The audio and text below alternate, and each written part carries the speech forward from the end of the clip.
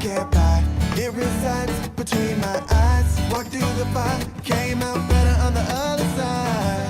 See, life's like a beach if you find the sand. And right now, I feel like 100 grand.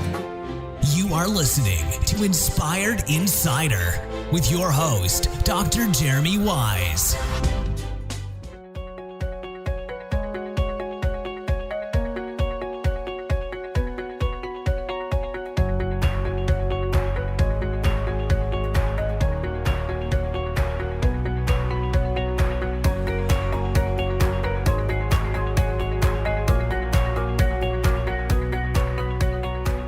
Dr. Jeremy Weiss here. I'm here with Rick Cesari. We are live from the Prosper Show, and Rick is the marketing mind behind Juiceman Juicer, George Foreman Grill, OxiClean, and what was the other one, Rick? GoPro camera. GoPro camera. I mean, the list goes on and on. But we have Rick here, so I wanted to have him talk about the must-have components of an infomercial, because these same components can be translated into webinar or other forms of media, and he is the expert. So some of the must-haves of components of an infomercial.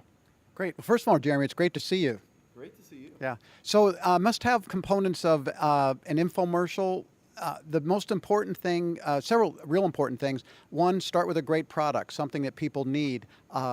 It's really hard to market a product to an audience that doesn't, respond to that. And that seems like very simple common sense, but a lot of people don't do their due diligence or research. So find out that it's a market and a product that people want to buy or they need.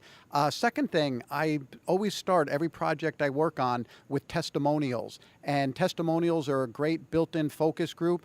You talk to people that have purchased the product. They tell you what they like, what they don't like. Then you use that footage that you get or the statements that you get from the testimonials as proof that other people are buying the product, that they like the product, and people don't like to be the first one in line. And so if they know other people are buying your product and like it and have had success, it breaks down barriers and makes it easier to sell.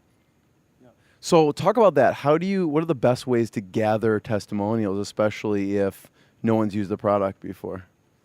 So I'm gonna answer that question in two parts. First of all, the easiest projects for us to always work on are companies that have some minimal amount of sales. So there's people using their product. And again, I'll go back. The first thing we do, talk to those people. They'll tell you everything you need to know about what you need to do to successfully sell the product.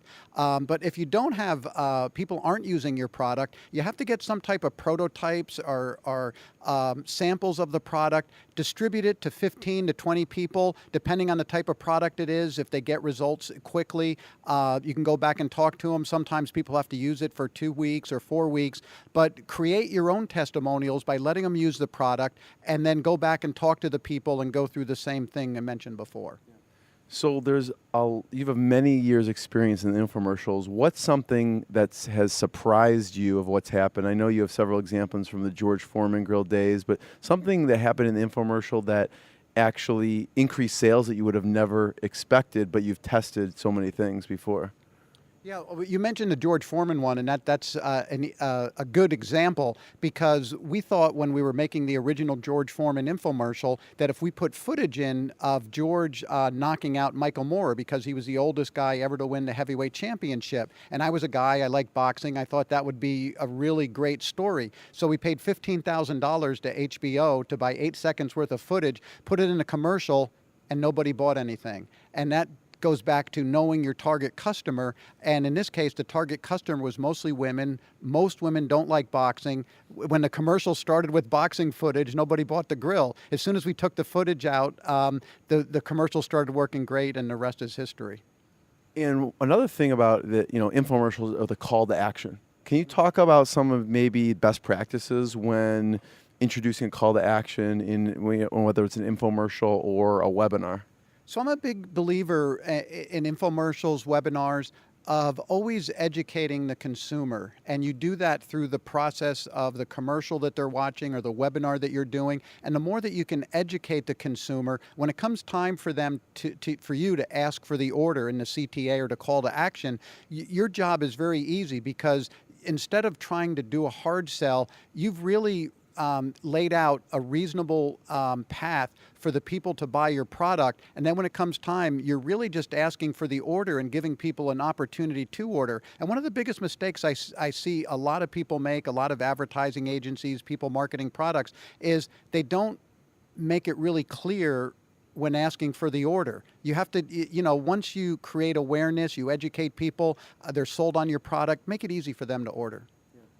Another thing I was thinking, Rick, you produced one of the first OxiClean commercials with Billy Mays. Right. So talk about one of those, just working with Billy Mays and producing those infomercials. And it wasn't one of the first. It was the very first OxiClean infomercial and the very first infomercial Billy Mays ever did. And Billy was an old school pitch man. He learned the craft selling direct to consumer on the Atlantic City boardwalk and at state fairs all over the country. And the one thing, neat thing about doing that was that Billy asked that we take a camera and keep it about 4 feet in front of him so that he could talk right into the camera lens, just like there was he was speaking to a crowd of people or a group of people, and he really was able to turn on, I guess, an extra gear. And all the really good, even performers do this, where they might be quiet. George Foreman was the same way. He was a real quiet man, but the minute you got him in front of the camera, got him on stage, he'd go into high gear, and Billy was the same way. I see that in you too, actually. Big mistakes people make. Because you probably see infomercials and webinars. What are some big mistakes people are making in webinars right now? Big mistakes.